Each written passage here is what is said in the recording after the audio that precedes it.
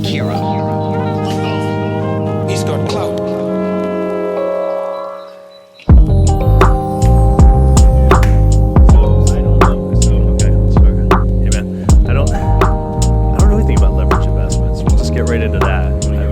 I want to get right into leverage investments because I had no idea you were actually sitting there looking at this stuff, right? So I wonder who's doing. I don't talk to anybody else who's looking at charts, trying to time dips. So I don't go much further than my own experience, which is, since we have a camera over there, it's tunnel vision, right? So tell me educate me, dude. That's why I'm here. I'm here to learn a little bit. I hope I can teach you some too, buddy. Absolutely.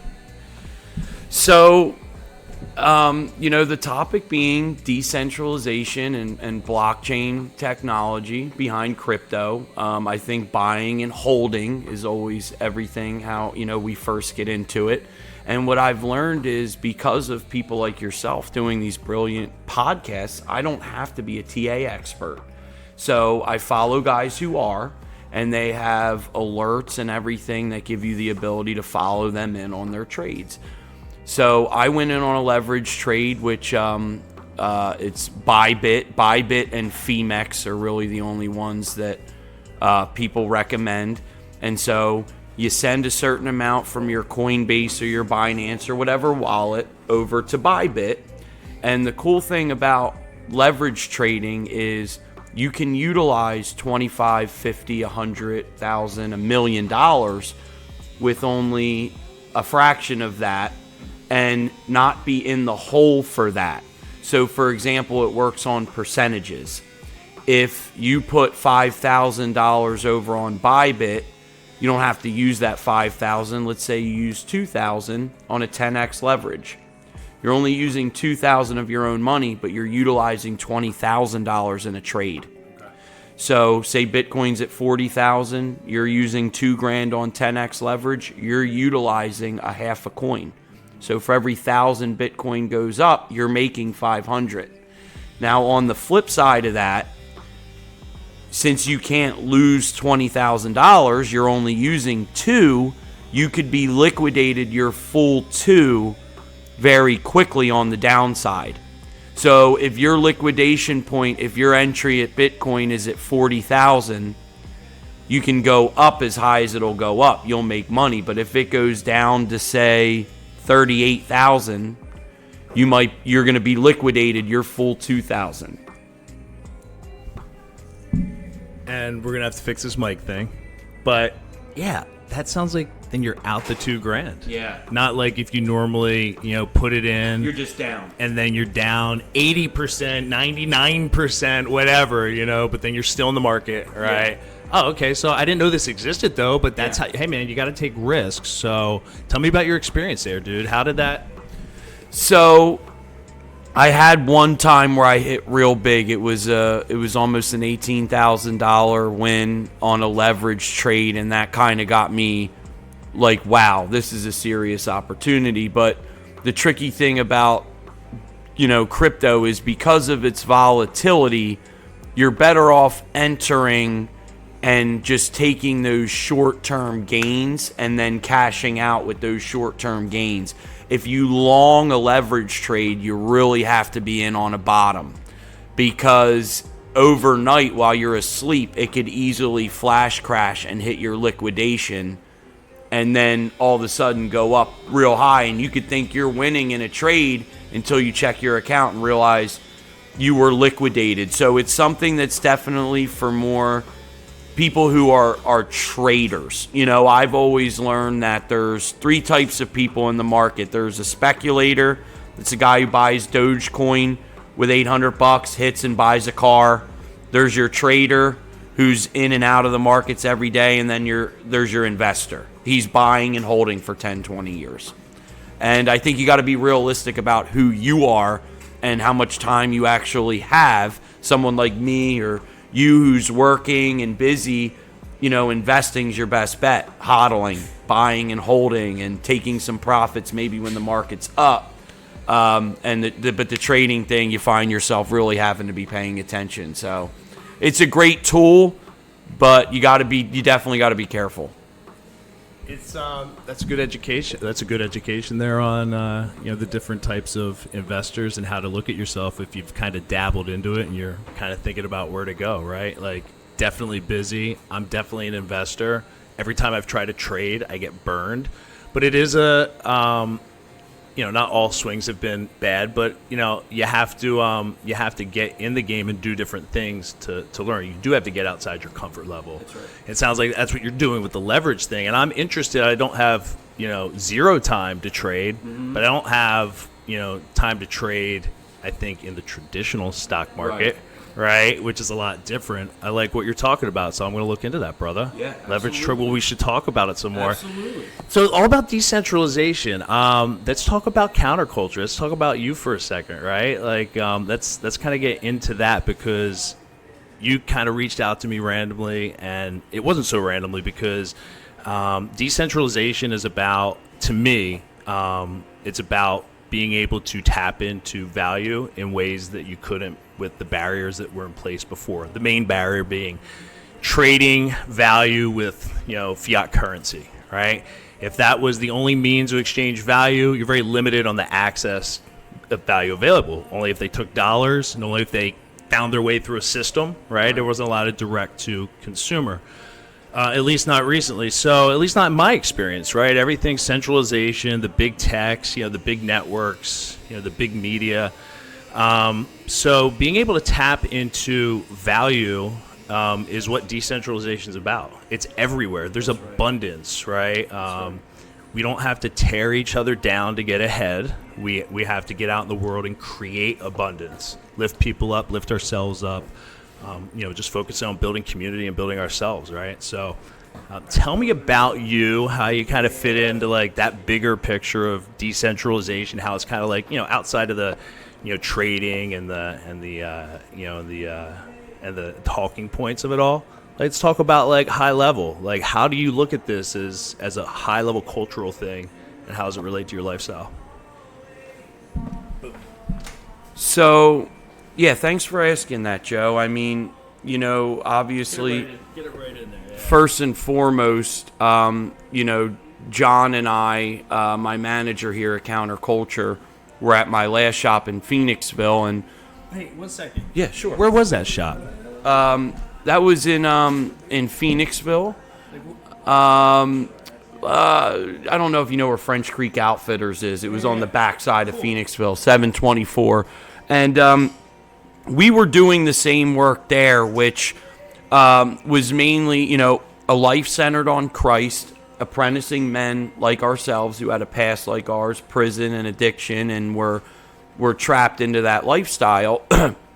So, focusing a life on Christ and helping people break some of those patterns that they've had since childhood that led to an addiction and kind of a suppressed way of life. And the most interesting thing about decentralization and the way that really affected us and our movement starting Counter Culture Barber Shop was it was an absolute blow up epiphany type.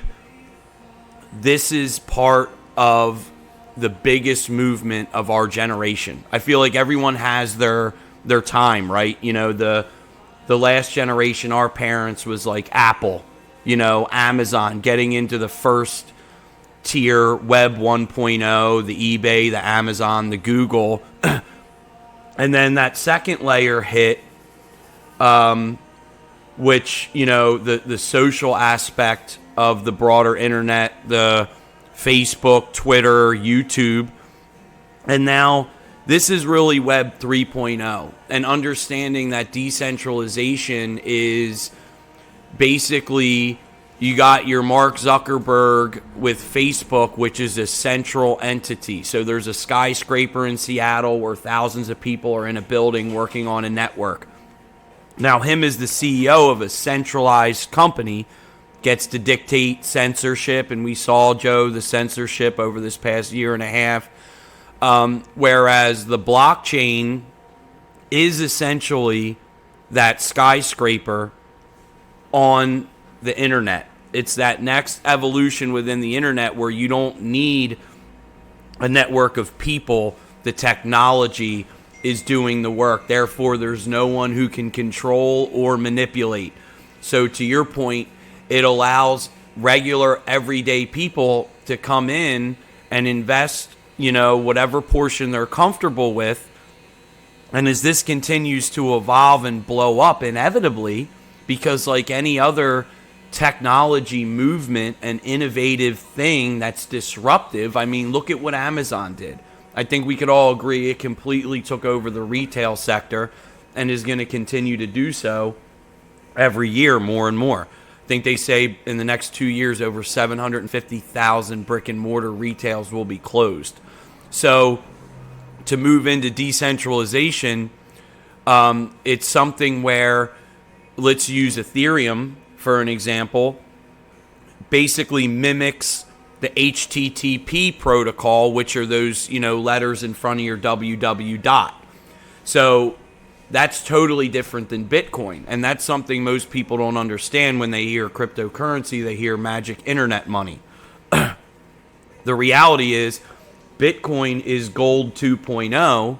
So different than currency, you wouldn't pay for a haircut with gold, so you wouldn't use Bitcoin. It became a store of value. And Ethereum is not the silver to Bitcoin's gold. It mimics an entire network like the HTTP protocol. So where people can build off that platform and build their own decentralized networks, which become coins. So, Joe, if you built Facebook, it could be the same thing as Facebook. Now, you might own 100 million coins, but you have no control over censoring or, controlling the network. Every person who is using the network and owns even one Facebook coin has just as much a piece of the pie, not the financial pie, but the use case of the network being completely decentralized. And as we move towards that, as our children grow up more in this digital economy and network that we have, and our grandparents, pass away and move on, it's only going to be more and more relative. So the time to get in is definitely now. And I tell people it's like their seat at Bretton Woods. To your point of the centralized monetary system that we've used for the past 100+ years, when they started the Federal Reserve, there was only a small group of people that had that conversation. JP Morgan's, and they took their piece of the pie. Buying into Bitcoin is your seat at Bretton Woods. Doesn't matter how much or how little.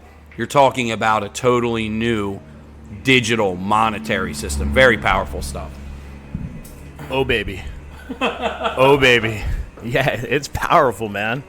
That's some powerful info. So you definitely talk to people a lot all day, because you definitely broke that down really well. Thank you. Like that was really good. So I think you've worked through that thought before. Do you share that with people? Yeah. Like, is that a story you share with people all the time?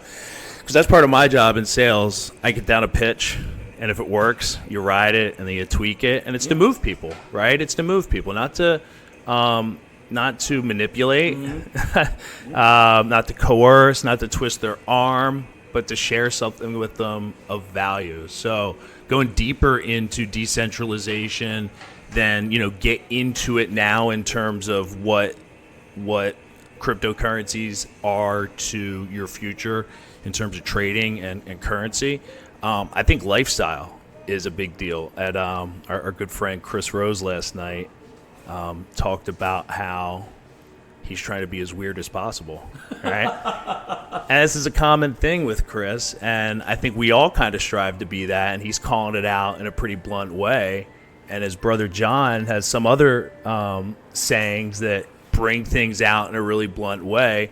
And I'm thinking about it, these guys there's no time for fluff, right? So, so let's be weird, man. Like every time every time I'm in the back of my head, there's something telling me, hey, that's weird. Don't do it. Do it, because you want to be as weird as you possibly can be, because normal's broke. And I think, not to be extreme, but thinking a dollar is the be all end all is going to be broke soon. It isn't right now. Let's be fair, right? But you got to get on board, and it's not about it's not just about the cryptocurrency. It's also about the lifestyle. People can have to change their lifestyle and how they view themselves. There's intrinsic value in everyone, and it's not just, whatever W-2 you can get to kind of tap into that value monetarily so that you have some universal trading mechanism, right? Because that's why people go to work. So they have some universal trading mechanism. A dollar, a złota if you're in Poland, a Deutschmark if you were in yesteryear of Germany, right? Where they used to have Deutschmarks before the euro. But that's the only reason people work, to get that universally tradable currency so they can go out and experience life. Hey, can I have some value from you? Get a haircut. Can I have some value from you? Get my lawn cut. Get my interior designed. Whatever, right? So with lifestyle, you can actually create. You can see, buddy. You can create a lot of value, right? You reached out to me, kind of by my lifestyle, right? I didn't advertise to you. I think you kind of just saw that I was doing something, and that becomes a currency, right? So that isn't a pat on the back. It feels like I'm kind of patting myself on the back, but that's what I'm trying to do, and I'm trying to introduce people to a different way of living that helps you tap into that value. Now, cryptocurrency is definitely a way to make that tangible for people, right? Because I have a hard time, well, what do you mean? How are you going to do that, right? Besides, okay, sure, Phil calls you, but how do you what's a business? I don't know.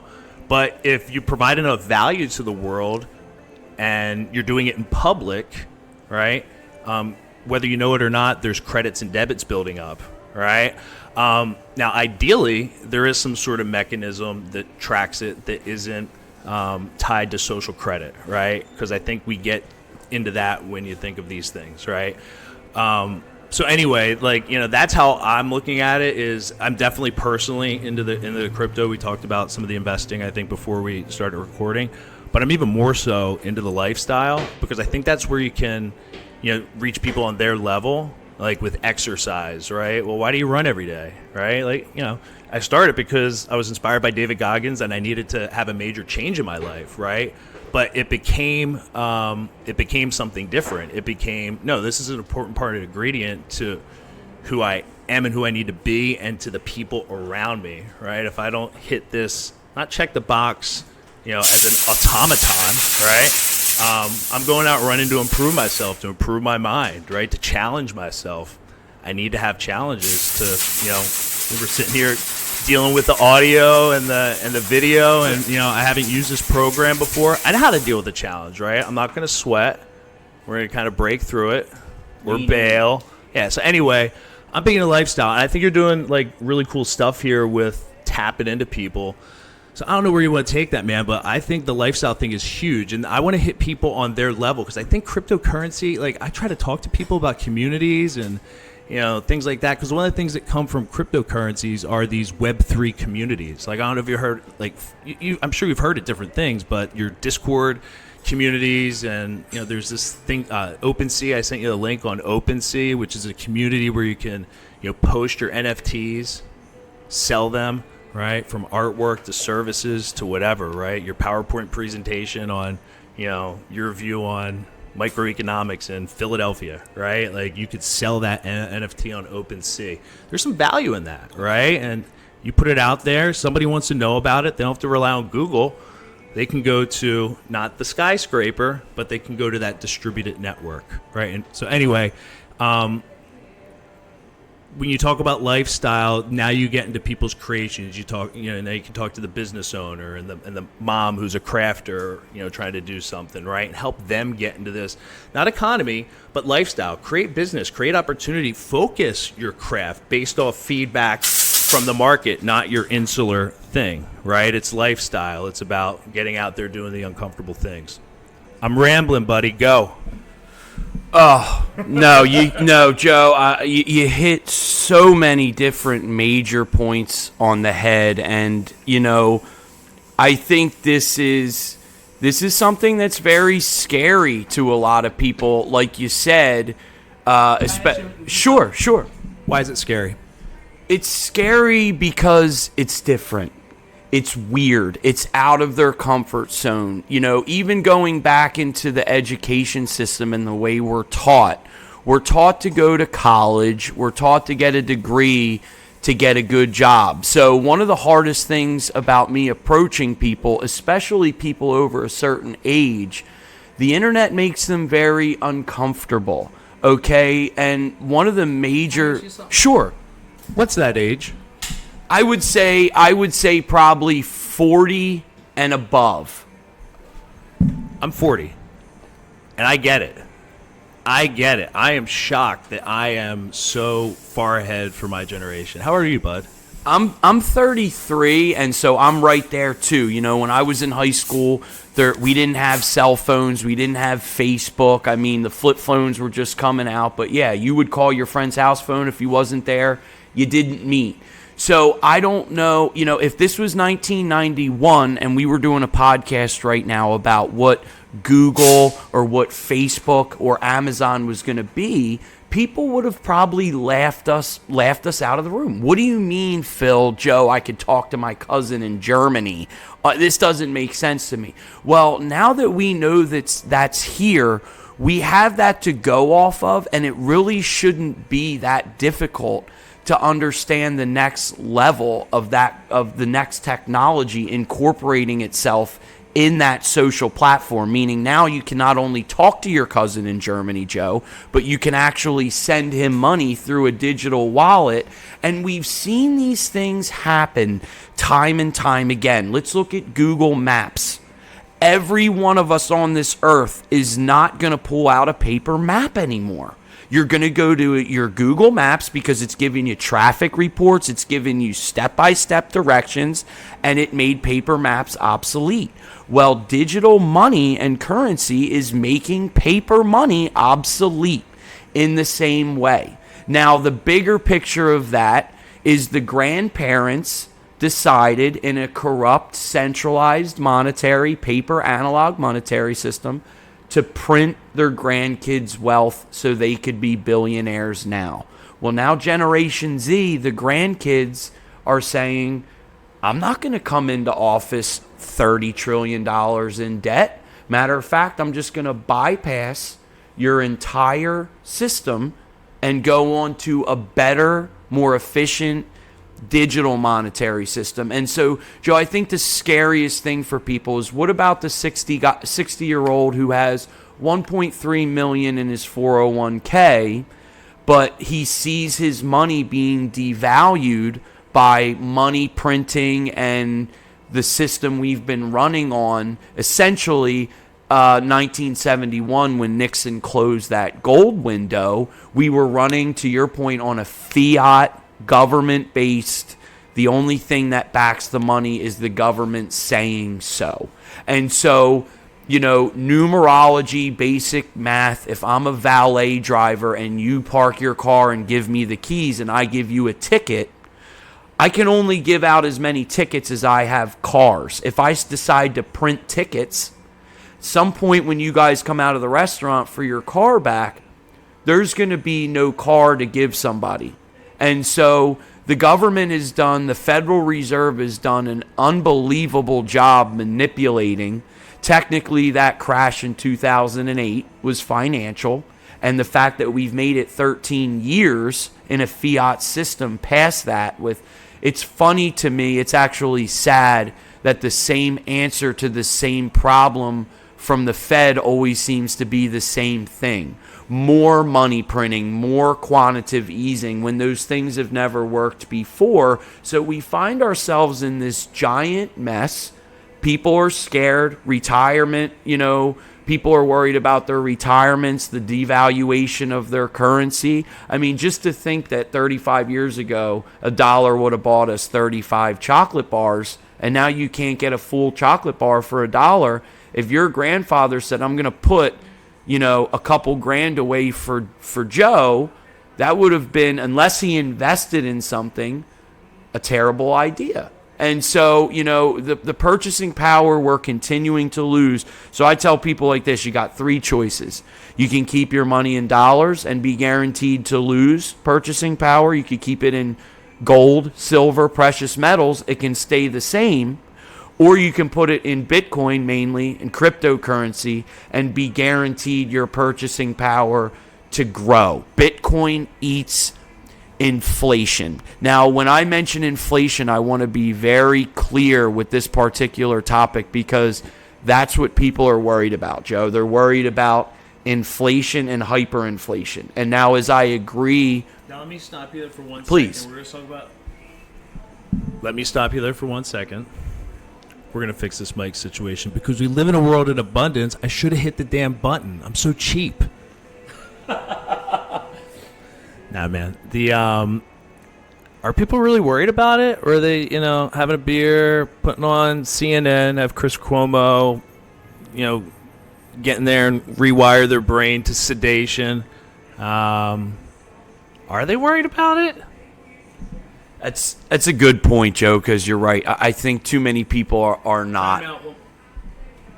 Tucker Carlson, Sean Hannity, whatever, right? If you're kind of plugging into these things as your be-all, end-all, I don't mean to make it a partisan thing by any stretch. No, I think people understand. I think they really do. So, one of the things I would say is... Hold on 1 second, Phil. We're in an active barbershop. Yes, we are. Can we, before we go into inflation, let's talk about the active barbershop we're in real quick. Yeah, so hopefully, the barbershop, we have some people coming in, and this conversation that Joe and I are having, they're very used to unless they're a new customer. So I'm looking forward to them listening in on this, for sure. When did you start the company? This shop is new. We started this October of this year will be 1 full year. So we started last October. Nice. So you're obviously worried about inflation because you're building a business. You're, trying to create long-term value. So, let's talk about inflation and hyperinflation. But really, on the cultural context, I think that's why we're doing this, right? Because I think a lot of people are asleep, and I'm hoping we can wake some people up, Phil. But yeah, tell me about that, dude. Yeah, so I agree that we are seeing inflation and hyperinflation mainly in certain areas. For example, the used car market. We are clearly seeing inflation. Now, yes, please. Tell me about, I don't, shop for used cars. Tell me just a quick, what's the inflation, you know what I mean? So right now, most people, if they're going to a dealership to buy a car, what they're experiencing is there's no cars on the lot. Now, what the dealerships are saying is there are no chips. There's a microchip shortage, which is one of the many supply chain problems that we have. I think it's a combination of that and just kind of bad business on the business's side of not ordering during the pandemic, thinking people wouldn't spend. So, no, you're tapping into something here because I think there's definitely the supply chain disruption, but there's also, I'm hearing this in different industries, the electronics, all right, relates to chips and silicon. What was the other industry? There was another it was like a furniture thing even, right? No, it was a bike. It was a bike. Maybe even lumber too, but the bike even too, the manufacturers have found out, I think, that chip shortage, right? I think the manufacturers found out they lose a lot of money when they ship things to stores, a lot, and they're just not going to do it anymore. Okay, I don't mean, I just kind of, anyway. No. Anyway, that's why I dug into that a little bit. I didn't know you were going to go there. I didn't plant that, but, I've kind of seen this. I'm wondering why isn't anything making it to the store anymore, and I've heard a couple, of these workers at the store explain the same thing. Joe, no, I'm so glad you brought that up because it actually is going into my inflation point, which this is all going to tie together because of how different this economy is and will be in the future. People are waiting, Joe, for that old pre-COVID economy to turn back on. And not only is it never going to, but how different this new digital economy is going to be, to your point. So we see, yes. When did you realize that it wasn't going back? Pretty soon after the lockdowns. Mainly because I saw this digital economy first of all, follow the money is an old saying. So when you see Jeff Bezos double his $80 billion net worth, when you see, Mark Cuban or Elon Musk double these, you got to look at what they're into, and it's all in technology. So, Joe, just for example, during the lockdowns, look how we went to virtual school. We put our entire nation of children on virtual school without that much back testing it. No parent got a call to see if that was okay. Telemedicine and telehealth. And Joe, you're in sales, so I know you've done multiple Zoom meetings. And so we're talking business, medicine, and school, 3 major areas that now have a virtual platform. And so my biggest thing to people in getting them to understand is that's a move towards deflation. So this is where I would say people are right to be worried about inflation in certain markets and maybe bubbles, but I would disagree that we're in an overall bubble. If we look at the tech boom of the 90s, okay, that was a major bubble. But we are seeing valuations and we're seeing companies IPO, SPACs, these acquisitions, and they are falling to the earth. So we have bubbles in distinct areas, like you mentioned, a bike and the used car market. But overall, let me give you an example. I'm going to use Amazon again because Amazon is a great example for the way our economy as a whole is going. So, and it goes to your point about companies ordering things and people seeing that they're having to wait and not get that instantaneous result we're used to with the supply chain disruptions. If we take Amazon away, we could add another roughly 1 million brick and mortar retail stores that Amazon shut down. Now, they're ordering from China, Joe, so they have to upcharge you when you come in and buy it. But a company like Amazon was able to bypass them, ship it directly from China to you, therefore decrease their prices. So instead of a $2 trillion retail market, brick and mortar without Amazon, we have Amazon who came in and sucked the whole market. Now they're a $1 trillion company, but that's deflationary. Without them, we'd be a $2 trillion retail market. So when we look in the future to that, I say 5 major technologies: blockchain, artificial intelligence, robotics, EV, electric vehicles, and robotics, or especially biotechnologies. This technology is making its way into our medicine, and so that's deflationary by nature. For example, 3 years from now, say you make an order on Amazon, an artificial intelligence robot makes that order. A robotic arm in the warehouse grabs it off the shelf, puts it on an autonomous driving forklift, which then loads it to an autonomous driving truck. There is not one person involved in that process. So the thing that's deflationary about that is, where's the labor force? The labor force of America is what made the third industrial revolution and made us the richest economy in the world. And we are, if we look around us, yeah, there's 10 million jobs open, but they're not future jobs. They will be replaced by autonomous. Sorry, I didn't mean to pull the mic from you. It's labor as capital, right? Labor's old school capital, right? You're not going to need it. It's the worst form of leverage, right? So I listened to this guy called Naval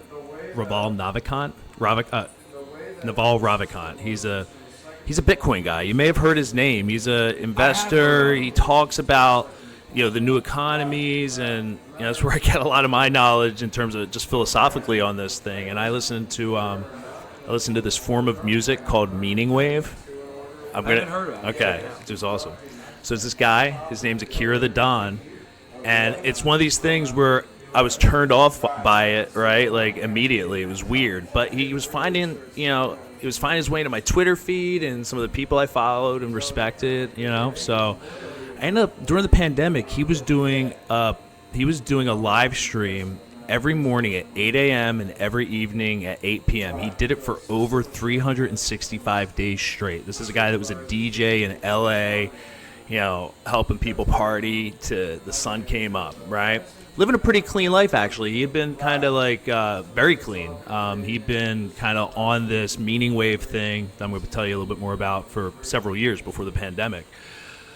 And it's all about value, getting in the zone, all these philosophical truths like growing out of your traumas and just being the just innate, just joy to the world that you were meant to be, right? And this guy lives it all day, every day with his family, right? Like he's living a Christian life, but he doesn't mention anything about Christianity. So he's a great example. And his music is very much the thinkers that are influencing people today, like Jordan Peterson, Jocko Willink, David Goggins, Joe Rogan. It even goes back to the 60s and 50s, Joseph Campbell, the guy he talks about the mythology and how people are narrative creatures, and we live out these stories, right? So he delves into all these things. And he does it through these thinkers and taking their words and mirroring it with the most awesome music. I love it, right? I love it. It's just like I run to this, I zone out to it because there's instrumental versions of it. But Naval Ravikant, and he does it with purpose, right? Like he's educating you. He's not just whipping stuff together. It's like the whole lifestyle thing. I told you, he's living the life and people are, supporting him. He's not selling any albums anywhere. I buy his albums on this platform called Bandcamp, and I can use it on my podcast, right? And I give him money, and sometimes I give him more than I have to because I'm inspired that day. Maybe I'm listening to him, right? And I'm feeling the value. It's there, right? I'm getting more out of you right now. So anyway, Akira the Don, Meaning Wave, and it's allowed me to ingest all this information while I'm running and while I'm doing other things instead of podcasts. And it's repetitive, but you get it over and over again. And Naval Ravikant is one of the people that he has a couple albums with, and it's an album. It's 45 minutes to an hour, 5 to 6 minute songs. Tells a whole story throughout the album, right? It's thematic, and his is Naval Ravikant is all about true wealth creation. It's how to get rich, volume 1 and 2, but it's not old school, old world how to get rich. It's about creating wealth out of abundance, not a hierarchical status economy, which is dog eat dog. There's you have to tear somebody. You literally it's zero-sum game. For somebody to be number one, they got to go ahead and pull number one down and get up there, and vice versa, all the way up the hierarchy. It's a sick game, and it's actually not a game anybody would really ever voluntarily want to be in. And it's hard for people to actually just take in that thought, right? What you do every day is part of a sick, twisted, status-driven hierarchical economy where merit has been thrown out the window, right? So anyway, I started getting into this stuff last fall, and that's when I really came to realize that we weren't going back. I just kind of had this vision or this thought while I'm looking at the stars one night, just laying on my couch, and it was like, we're not going back. People have to get comfortable being digital, right? You have to be comfortable having multiple copies of yourself all over the place and having that be your calling card. And it's not going back, right? There's just something new. It's changing. And my immediate thought was, back in the fall, it was very political with the U.S. elections and stuff like that. Something that ties into this topic is universal basic income. I'm kind of more about you. The more I see, the more I'm about UBI, right? Because we're going to be split into two different types of people, and I don't want to be divisive at all, but I just kind of see this as the choice that people are going to make. And this is not political at all, but you're either going to be happy with your UBI, right? Hopefully you do something good with that time,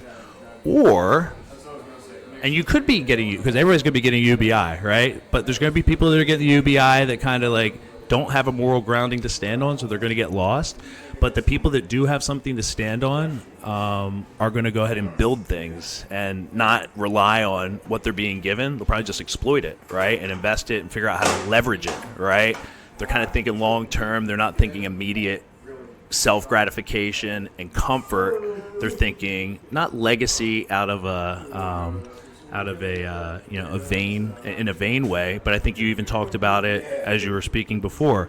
I have something to do, right? Like, I'm here to do it. It's not about sitting around and being inactive. So I think we're going to have a lot to talk about over maybe a few sit downs. I think we should keep this conversation going, figure out, how we can continue to bring value. I think we touched on some really, really cool things.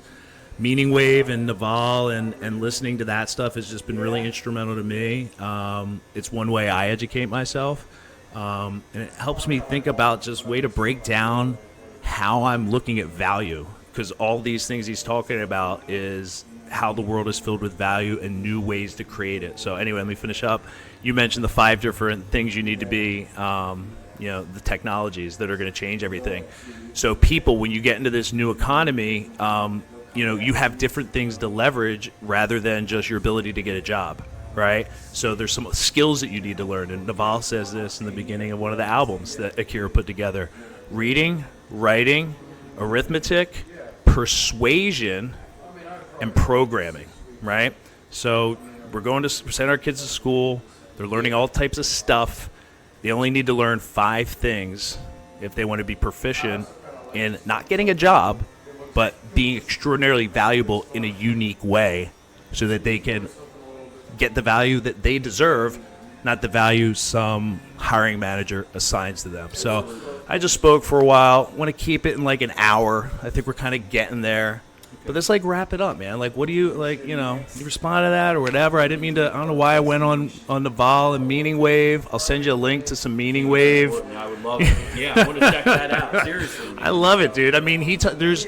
Jordan Peterson, he did a biblical, he did a biblical series that he turned into a podcast, and one of the albums is a lot of the biblical series, and there's a lot of verse in there.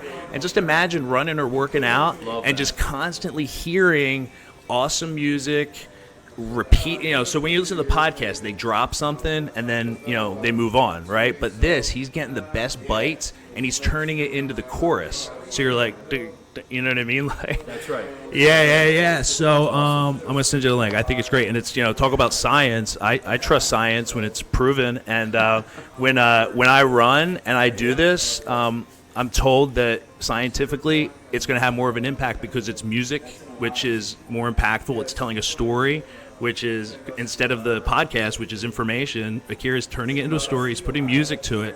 And we're programmed to take in those things way better than just raw information. So, anyway, so yeah, your 5 technologies: reading, writing, arithmetic, persuasion, and programming. I want to teach kids. It's about the younger generation. I want to teach kids how to get off of World of Warcraft, Minecraft, and all these other, brain draining things. But it's social. They need to be social. They need to be comfortable being digital and because there's crypto involved in these things, right? There's opportunities in these games, so we got to teach them the right way. And I'm an old guy, I guess. I'm 40. There's nobody in my peer group when I bring up hey, do your kids play Minecraft?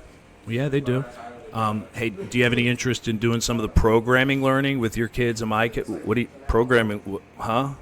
Yeah. It's just and I'm not coming at people. This isn't a slight at anyone, right? I'm in the tech world. I'm a little weird, right? So, but this is important. And I want to wake people up to this because it's really directional, right? You don't need to force people into it. All you have to do is show people it's available, right? That's right. So the kid playing World of Warcraft and just draining his brain on that could just and not understanding how to exploit that game, because people are in World of Warcraft making money. That's right. Selling tokens, building things and stuff like that. That's right. Yeah. But for some reason there's millions of kids who are like, it's beyond me. Yeah. Well, why? Yeah. Because there's nobody in your life that said, well, here's a couple things you can do, and let me put you with other kids that are doing it, and let's challenge each other. Let's be little men. Anyway. This is huge, man. We should do that. We definitely need to do this again. I'm excited too. I think the subconscious mind programming, that was so important that you said that, because when we take that back to even our own childhood, that is what was done to us. Let's look at the shows that our parents watched versus what we watched when they were kids. They watched shows like The Waltons. What did that entail? The father was at the head of the table. The mother cooked dinner. The children were seen and not heard. Versus Homer Simpson was the father of our generation, who's a mumbling, bubbling fool. So, and then Family Guy. So it seems to get worse and worse. Again, not to make this a political thing or anything, but Lil Nas X just came out on a video where he was pregnant. So when we look at the rap when we were kids, it was drugs, guns, money, and now it's, non-binary rappers with a belly out to here. So if we can see the desensitization of subconscious mind programming over time, it's very concerning. And, so I want to be very clear with this to close as well, because I don't want anyone to get the wrong idea. Like we're saying, hey, you gotta join here. You gotta, whatever you were doing, you gotta get digital. Listen, the best analogy I could use is if you and your wife owned a retail store in the 90s, and you were doing your research and being awake and seeking truth and subconscious mind programming yourself with truth, you would most likely have been the guy to say to your wife, or wife to the husband, hey, there's a good chance we won't be relevant in 15 years. Let's take our profits and start investing into this Amazon company or this Google or Apple. So in 2000, whatever, when you were closing your doors, you would have done so with a smile on your face, because you would have made $3.5 million in Amazon stock. So my point to people is, don't change your lifestyle and just grab on board with a life of digitization, but at least be intelligent and wise enough to invest your money in the areas where markets are growing. And this is a crucial time to bring back your point about UBI. If we look at a topic such as, truck driving, which I believe is the literal heartbeat of this country. You're talking about a $70 billion industry that supports millions of men and women paying a mortgage and supporting a household on driving freight around this country. If that switch gets turned off with autonomous driving vehicles, the same way Amazon did it to the labor force in retail, that will happen in a major part of our economy. And so at that point, one or two companies become trillionaires, and they get to tell all the truck drivers, here are the crumbs we decide to give you, UBI. Because without it, there's just not enough jobs the way there was the past 50, 60 years with the labor force. So I just couldn't stress that enough. There's no wishing that back. I mean, the fight to do it now is to go back to work in a way that might prolong it. But at the end of the day, these autonomous machines, we're, again, driving through a toll booth with nobody in there, checking yourself out at a Target. We're seeing these things coming. Don't sit back because you don't want to be uncomfortable. Be comfortable with being uncomfortable. And that way you can force yourself. Look, there's people out there. This is what this is for, to give information to those people maybe saying, hey, I want to be more proactive here, not reactive, because the elite have always wanted to close that wealth gap. They don't want Jimmy, middle class, coming to school with their kid. So I believe this will officially close the wealth gap. There will be rich and there will be poor. There won't be much of a middle class without a labor force. And so therefore, to get on the right side of this thing is financial freedom. You can still live your life. Hey, do digital detoxes with your family. Put the phones down when everyone gets home. Nobody's allowed on the phone at dinner time. Do these things so that you're living what's important and human connectivity. Don't be afraid to do that and take control of that. Don't let it control you. Men, lead. It's a wrap. Lead. Men, you heard Phil, lead. You see the truth? Lead. All right? Lead. Wealth is the thing that you really want. Akira. He's got clout. Wealth is assets that earn while you sleep. Wealth is the factory with the robots that's cranking out things. Wealth is the computer program that's running at night that's serving other customers. Wealth is even money in the bank that is being reinvested into other assets and into other businesses. Even a house can be a form of wealth because you can rent it out. Wealth is businesses and assets that can earn while you sleep. Wealth is businesses and assets that can earn while you sleep. But really the reason you want wealth is because it buys you freedom.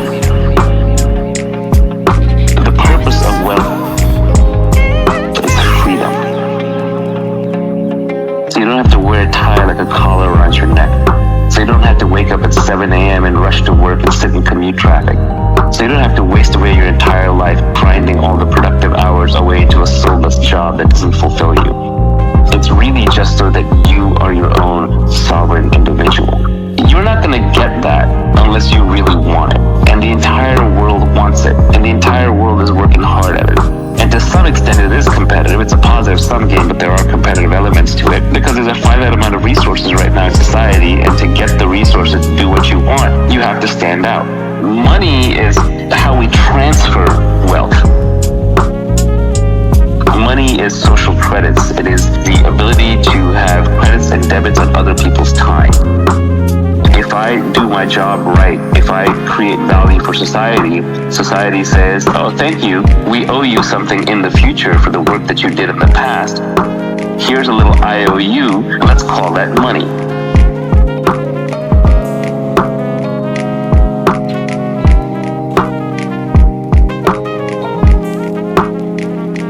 Wealth is businesses and assets that can earn while you sleep. Wealth is businesses and assets that can earn while you sleep. There are fundamentally two huge games in life that people play. One is the money game, because money is not going to solve all your problems, but it's going to solve all your money problems. People know that. They realize that, so they want to make money. But at the same time, many of them deep down believe that they can't make it. They don't want any wealth creation to happen.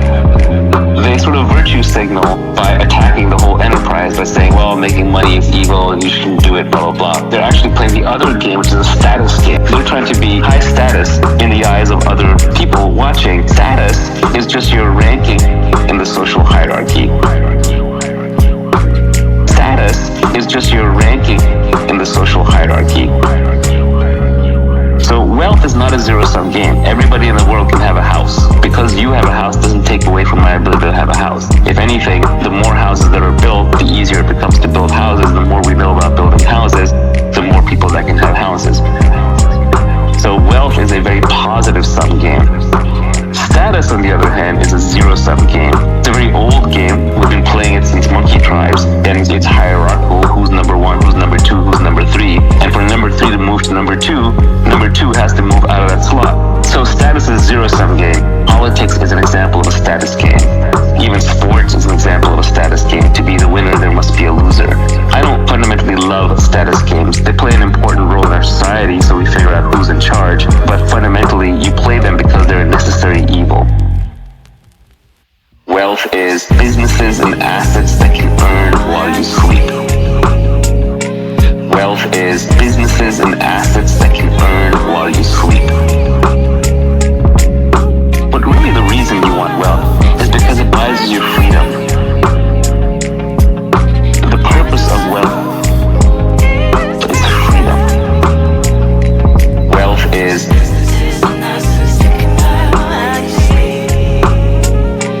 wealth is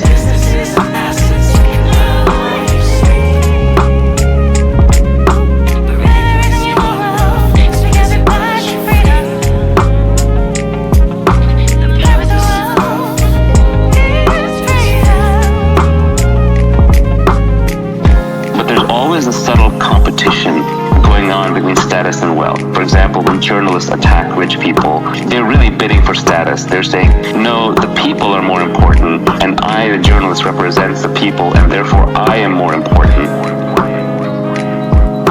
The problem is that by playing these status games, to win at a status game, you have to put somebody else down. That's why you should avoid status games in your life, because they make you into an angry, combative person. You're always fighting to put other people down, to put yourself and the people that you like up.